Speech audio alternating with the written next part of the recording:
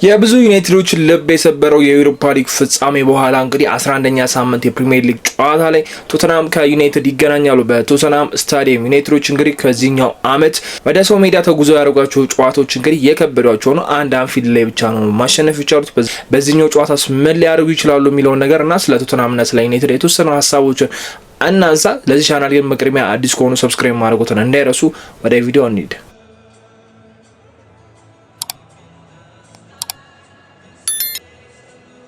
እነዚህ ሁለት ቲሞች እንግዲህ ቶተንሃም እና ዩናይትድ ባለፈው አመት ሁለቱም መጥፎ የሚባል አመት እንዳሳለፉ ሁላችንም እናውቃለን። 15 16 ምናምንኛ ሲመላለሱ የነበሩ ሁለት ቲሞች ናቸውና አሁን ላይ እንግዲህ በዚህኛው አመት መሻሻል አሳይቷል። ቶተንሃም አሰልጣኝ ቀይሯል። ዩሮፓ ሊግን ያሸንፍላቸውን አሰልጣኝ አባሯል። መጥፎ ሲዝን ስላሳለፈ እንግዲህ ተባሯል። ስለዚህ ይገባዋል የተቀመጡበት ደረጃ። ዩናይትድም ራሱ አሰልጣኝ ቢቀይር አይደለም ብዙዎች የሚቃወሙት አልነበረም። ግን ደግሞ ሮበን አሞሪም አዲስ ፍልስፍና ይዘው ስለመጡ አዲስ አቀራረብ ይዘው ስለመጡና የራሳቸውን የሚፈልጓቸውን አይነት ተጫዋቾች ስላላገኙ የተወሰነ እድሜ ተሰጥቷቸው ነበረና ቶማስን ተክተዋል ቶተንሃሞች።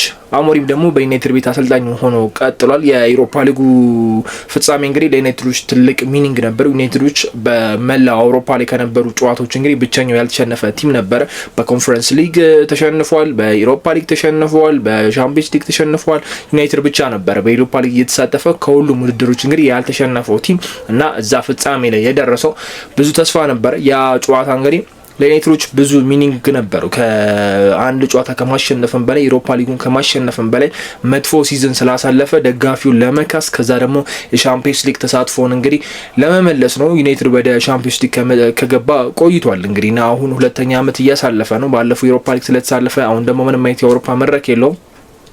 በቀላሉ በአቋራጭ የሚገባበት ነበር። ያንን ዋንጫ ለማሳካት ሳይሆን ለደጋፊዎቹ እንደ መካሻ ነው። ተጫዋቾቹም ከጨዋታው በፊት ሲናገሩ ሰምተናል፣ አሞሪም ሲናገሩ ሰምተናል እና ያነበረውን አመት አይቀይረውም፣ ያ መጥፎ የሚባለውን ዩናይትድ አይቀይረውም፣ ግን ደግሞ ቢያንስ እንደ መካሻ ነው ብለው ነበር ሮበን አሞሪም። እዛ የነበረው ጨዋታ ላይ እንግዲህ ብዙዎችን ማይስማሙበት የጨዋታ አቀራረብ ይዞ ነበር። በተለይ ጋርናቾ ለቡድኑ በዛ ሰዓት አሪፍ ተጫዋች ነበረ። ጋርናቾን ቤንች አድርገው በማውንት መጀመራቸው ከጋርናቾ ጋር እንግዲህ ጸብ ውስጥ ገብቶ ጋርናቾ ከክለብ ወጥቶ የቼልሲ ተጫዋች እስከሚሆን ድረስ የደረሰበት ጨዋታ ነውና ያ ጨዋታ ለብዙ ዩናይትዳውያን ልብ የሰበረበት አጋጣሚ ነው።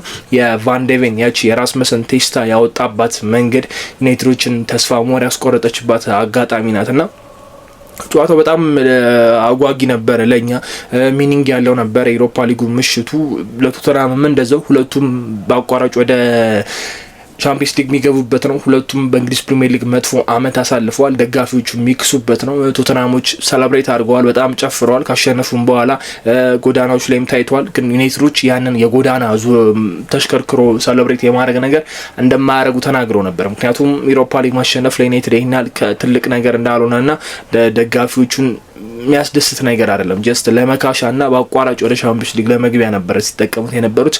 ያ ነገር አልሆነም። ሮበን አሞሪም ብዙ የሚያበሳጭ ነገር አድርጓል። እንደ ግሌ እኔም ያልተመቸኝ ውሳኔን የወሰኑት ጋርናቾን ቤንች ማድረግ ትክክለኛ ውሳኔ አልነበረም። ጋርናቾ ተቀይሮ ገብቶ ያደረጋቸው እንቅስቃሴ በጣም አሪፍ እንቅስቃሴዎች ነበሩ።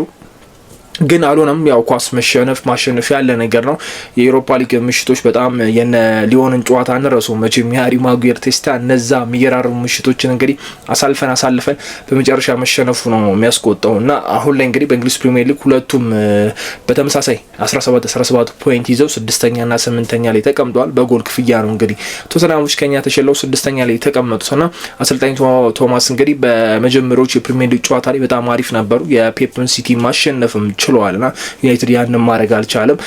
በሲቲ ተሸንፏል። ከብራይተን ጋር ደግሞ ቶተንሃማቸው ወጥቷል። ዩናይትድ ደግሞ በዚህ በኩል ብራይተንን አሸንፏል። ከቼልሲ ጋር ባለፈው ተሸንፏል። ዩናይትድ ደግሞ በዚህ በኩል ቼልሲን አሸንፏልና የመጀመሪያ አጀማመራቸው የቶተንሃም በጣም አሪፍ ነበረ። የዩናይትድ ደግሞ አጀማመሩ በጣም መጥፎ የሚባል ነበረ።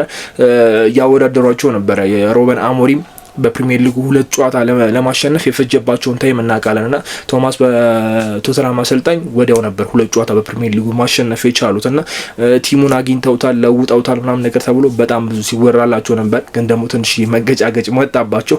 ባለፈው በፕሪሚየር ሊጉ ተሸንፈዋልና ቼልሲ ያሸንፏቸዋል። ስለዚህ አሁን በድጋሚ እንግዲህ ከኛ ጋር የሚጫወት ይሆናል። የዩናይትድ የአዌ ጨዋታ ትንሽ እየከበደው ነው። ትላንትና የሰራሁትን ቪዲዮ ያላያችሁ ሰዎች ምን ያህል ፖይንቶች ስናገኝ እንደነበረ የሚታወቅ ነገር ነው። ከ5 ጨዋታ 5 ፖይንት ነው ማግኘት ይቻል ነው። በሆማችን ተጫውተን ደግሞ 5 ጨዋታ 12 ፖይንት ነው ማግኘት ይቻል ነው። የ7 ነጥብ ልዩነት አለው። በፕሪሚየር ሊጉ 7 ነጥብ ምን ያህል ዲፍረንስ እንዳለው ሁላችንም እናውቃለን። እና አንፊልድ ሄደን ነው ማሸነፍ የቻልነው። በኖቲንግሃም ነጥብ ጥለናል፣ በፉላም ነጥብ ጥለናል፣ በሲቲ እና በቤንፎርድ ደግሞ ተሸንፈናል። እና 2 ጨዋታዎችን መሸነፍ ችለናል። በፕሪሚየር ሊጉ 3 ጨዋታዎችን የተሸነፍ ነው፣ በአርሰናል፣ በቤንፎርድ እና በሲቲ። ቶተናም እንደዛው ነው። በርነማውስ ተሸንፏል፣ በአስቶን ቪላ ተሸንፏል፣ በቼልሲ ተሸንፏል። ተመሳሳይ ቁጥር ባለው መልኩ ነው የተሸነፍ ነውና ይህ ጨዋታ በጣም ወሳኝ ነው። ለሁለቱም አሰልጣኞች የሚገባው ፖይንት ነው። ግን ደግሞ ይህንን ዩናይትድ ይህንን ጨዋታ ማሸነፍ ግዴታ ይኖርበታል። የ3 ነጥብ ብቻ ሳይሆን የክብርም ጉዳይ ነው። ባለፈው አመት 4 ጊዜ ነው መገናኘት የቻሉት። በፕሪሚየር ሊጉ ደርሶ መልስ ጨዋታ እንዳለ ሁላችንም እናውቃለን። ከዛ በካርኒ ካፑ ጨዋታ ማን ረሳው? የኮርና ኳስ የገባችበት አልታይን እጁን ተነክቷል። ግን ቫር ስላልነበረ በቃ ያ ነገር ታልፎ ነበረ። በሱም ወጥተን ነበር ከውድድሩ። ከዛ ዩሮፓ ሊግ ፍጻሜ ላይም ተገናኝተን አሸንፎናል ና በአንድ አመት ውስጥ 4 ተገናኝተን 4 ጊዜ ነው ቶተንሃም ዩናይትድ ማሸነፍ ይቻለውና ለሩበን አሞሪም ለዩናይትድ 5ኛ ተከታታይ በቶተንሃም መሸነፍ በጣም ትልቅ ነገር ነው። ከባድ አለ አይደል? ውርደትም ይመስለኛል። ባለፈው ኖቲንግሃም ስናወራ ነበር። ዩናይትድ ያላቸው ሪከርዶች በጣም መጥፎ ይሆኑ ነው። ኖቲንግሃም ተከታታይ 3 የፕሪሚየር ሊግ ጨዋታ ዩናይትድን አሸንፎ ነበር። በአራተኛውም ለማሸነፍ ተቃርበው ነበር፣ ግን ደግሞ አቻ ወጥተናል። ያኛው 1 ነጥብ የሚገባና 1 ነጥብ ያገኛሉ ከጨዋታው አንፃር ማለት ነውና አሁንም እስቲ ቶተንሃም በ4 ተከታታይ ጨዋታዎች ላይ የበላይነት ነበረው። 5ኛ ጨዋታ ላይ ምን ሊፈጥር ይችላል፣ በፕሪሚየር ሊጉ ምን ሊያሳየን ይችላል የሚለው ነገር በጣም ተጠባቂ ነው። አሁንም እንደተለመደው ይሄኛው ጨዋታ የቴብሉ ላይ ልዩነት ይፈጥራል። አሁን 8ኛ ላይ ነው የምንገኘው። ቶተንሃምን ካሸነፈን ቶተንሃምን የመብለጥ እድል አለን። አርሰናል ከሰንደርላንድ ነው የሚጫወተው። አርሰናል 1ኛ ነው እንደምናውቀው። ሰንደርላንድ 4ኛ ደረጃ ላይ ያለ ቲም ነው። ሲቲና ሊቨርፑል እርስ በርሳቸው ይገናኛሉ። ከሲቲና ከሊቨርፑል ጋር ያለን የነጥብ ልዩነት 1 እና 2 ነው። ስለዚህ ብናሸንፍ ሁለቱንም እንበልጣለን። 2 ነጥብ ጣሉ ማለት ከሲቲ ጋር እኩል ተመልሰን ሆነን ምናልባት በጎል ነው ሊበልጠን የሚችለውና በጣም አሪፍ የሚባል ነጥብ ልንይዝበት የምንችልበት ወደ ደረጃው ተመልሰን ወደ ቶፕ 4 ልንገባበት የምንችልበት አጋጣሚ ነውና ሌላ ትልቅ 3 ነጥብ ነው አሁንም ፊት ለፊታችን የቀረበው። ባለፈው ሳምንት እንግዲህ አሸንፈን ቢሆን ኖሮ ይሄኔ በደረጃው 3ኛ ደረጃ ላይ ተቀምጠን ሲቲ ነጥብ እንድጥል እየቋጠረን ነበር ነው የሚባለው። እቺ ማረድ ሲቲ ከሊቨርፑል ስለሆነ አቻ ቢወጡልን ብለን 2ኛ ደረጃ ላይ መቀመጥ ምንችልበት ቻንስ ሰንደርላንድ ቀላል ቲም እንዳልሆነና ከአርሰናል ጋር እንደሚጫወት ስለምናቅ ሰንደርላንድ አርሰናል ላይም ለመቋጠር የምንችል ነበር። ምክንያቱም ሰንደርላንድ በሜዳቸው እስካሁን ድረስ ምንም አይነት ሽንፈት ያልገጠማቸው ቲም ናቸውና ቀላል ጨዋታ ይሆናል ተብሎ ስለማይጠበቅ የሆነ ተነሳሽነት ይኖረን ነበር። አሁንም ግን እድል አለው። ሩበን አሞሪም ይሄን ጨዋታ የማሸነፍ አጋጣሚ አለው፣ እጁ ላይ ነው ያለው። ቶተንሃም ደካማ እንቅስቃሴ እያደረጉ ነው በዚህ ሰዓት ላይ የሚገኙት። በሻምፒዮንስ ሊግ አሸንፈው መጥተዋል ላይ ነው፣ ግን ሻምፒዮንስ ሊግ ላይ ይሄን ያለ ለሻምፒዮንስ ሊጉ የማይመጥኑ ቲሞች እንዳሉ ሁላችንም እናውቃለን። እና እነዛን ስናስብ በፕሪሚየር ሊጉ ምን ሊያሳየን ይችላል? ቼልሲን እንግዲህ ማሸነፍ ችለናል። ቼልሲ ላይ የመጀመሪያዎቹ ደቂቃዎች የመጀመሪያዎቹ ፈርስት ሃፍ የበላይነት ነበረን። ያንን የበላይነት ቶተንሃምን ማድረግ እንችላለን። የበላይነት ባይኖርንም ያው የነሱ የሜዳ አድቫንቴጅ ስላላችሁ እኛ ደግሞ ብዙ ጊዜ በላይነት ብንሆን የሜዳ አድቫንቴጅ ስለሚኖርን ኦልድ ትራፎርድ ላይ ሲሆን ነው እንግዲህ ያንን ነገር የምናደርገውና ከሜዳ ውጭ ይህንን ነገር ማድረግ ምንችል ከሆነ ይህንን ጨዋታ ማሸነፍ እንችላለን። ለሩበን አሞሪም ተከታታይ ያለመሸነፍ ሪከርድ ላይ እንግዲህ ይገኛሉ። 4 የፕሪሚየር ሊግ ጨዋታ ተጫውተው 3ቱን አሸንፈዋል፣ 1 አቻ ተለያይተዋል። እስካሁን ድረስ ያልተሸነፈ ቲም ነው። 5ኛው ጨዋታስ ምን ሊሆን ይችላል? ወደ አሸናፊነት ይመለሳል ወይስ ይሸነፋል ወይስ ነጥብ ይዞ ይሄዳል የሚለው ነገር ተጠባቂ ነው የሚሆነው። በይሳት ለሩበን አሞሪም ነጥብ መጋራቱ መጥፎ ውጤት ነው ብዬ አላስብም። ግን ደግሞ ምናልባት እንደ ደጋፊ ስለምንፈልግም እንደ ደጋፊ ቲማችን ሁሌም እንዲያሸንፍ ሁሌ 3 ነጥብ እንዲያሳካ ሁሌ በቃ ላር እዛ 3ኛ 4ኛ 2ኛ ደረጃ ላይ እንዲቀመጥ ስለምንፈልግ ነው እንጂ ሩበን አሞሪም ቲሙን እየሰራው ነው። ከ3 ሳምንት ምናምን በፊት ምን ሲባል እንደነበር ሁላችንም እናውቃለን። ይሄ አሰልጣኝ የመጨረሻው ጊዜ ላይ ደርሷል፣ አሰልጣኝ ሊተኩ ይችላሉ ነጃቪ ምናምን ስንሰማ ነበር አይደል? የክሪስታል ፓላሱን አሰልጣኝ ኦሊቨርን ሊተኩ ይችላሉ ዩናይትዶች እየተባለ ብዙ የአሰልጣኝ ምርጫ ውስጥ የነበረ ቲም አሁን እንግዲህ 4 የፕሪሚየር ሊግ ጨዋታ ሳይሸነፍ የተጓዘ ቲም ሆኗል። አምስተኛው ጨዋታም በምን አይነት መንገድ ሊያጠናቅ ይችላል የሚለው ነገር ቀን ቅዳሜ 9 ሰዓት ላይ እንግዲህ 9 ተኩል ላይ የምናየው ነው የሚሆነው። ቀላል ጨዋታ አይሆንም፣ ለሁለቱም ከባድ ተጋጣሚ ነው የሚሆነውና በዚህ አጋጣሚ ብራያን ምቤሞ እንግዲህ የወሩ ምርጥ ተጫዋችም ተብሏል። የኦክቶበር ምርጥ ተጫዋች ሆኗልና ይገባዋል ብዬ አስባለሁ። በጣም ተጽዕኖ የሚፈጥሩ ነገሮችን ስላደረግም ዩናይትዶችም በኦክቶበር ወር ላይ ምንም አይነት ሽንፈት ስላልገጠማቸውም ሁሉንም ያሸነፉ ከሁለት ቲሞች መሀል አንደኛው ቲም ስለነበረም እንግዲህ ይገባዋል ብዬ አስባለሁ። በአሰልጣኙ ዙሪያ ሩበን አሞሪም አሸናፊ ሆነዋል። ይህንን ጨዋታ ዩናይትድ ያሸንፋል የሚል ግምት አለኝ። በጠባብ ሁኔታ ያሸንፋል፣ ተጨንቆ ያሸንፋል ብዬ አስባለሁ ና ተጫዋቾቹ ያንን የኤሮፓ ሊግ ምሽት እያሰቡ እየተጨነቁ ይህንን ጨዋታ መጫወት አለባቸው ብዬ አስባለሁ። አብዛኛው ተጫዋቾቻችን በዛ ምሽት ላይ የተካፈሉ ናቸው።